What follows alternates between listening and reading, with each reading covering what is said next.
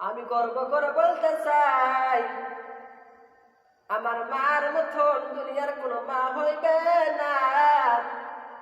যে মায়ের ঘরে সন্তান আলেম হয়, হাফেজ হয়, ওই মায়ের মতন দুনিয়ার শান্তিওয়ালা মা আর দুনিয়ায় কেউ নাই।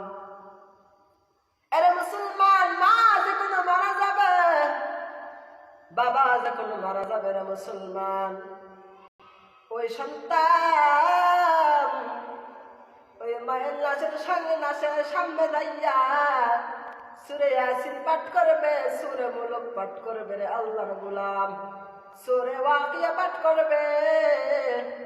আল্লাহ সঙ্গে সঙ্গে ওই মায়ের কবরে আযাব মাফ করে দিবেন। ওরে আল্লাহর গোলাম, সন্তানকে আলেম বানাইতে পারা নাই, আফসোস করো।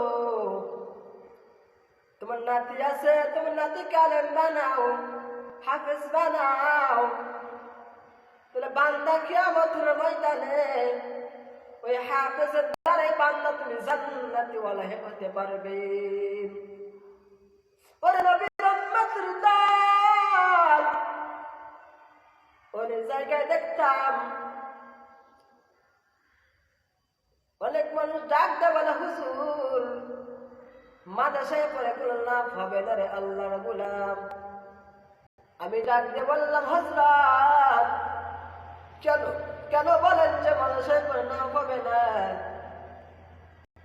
মাদ্রাসায় পড়লে তো কেউ না খাইয়া থাকে না, অথচ আল্লাহ সম্মান দেন, সম্মান দেওয়ার মালিক আল্লাহ। ওরে মুসলমান, ও নবীর উম্মতের দল, এই দুনিয়া কিছুই না। যেই সন্তান মায়ের জানাজার ইমামতি করবে, কবরের পাশে যে দোয়া করবে, ইয়াসিন মুলক সূরা পড়বে, ওরে আল্লাহর গোলাম, কুড়িগ্রামের একটা ঘটনা রে মুসলমান।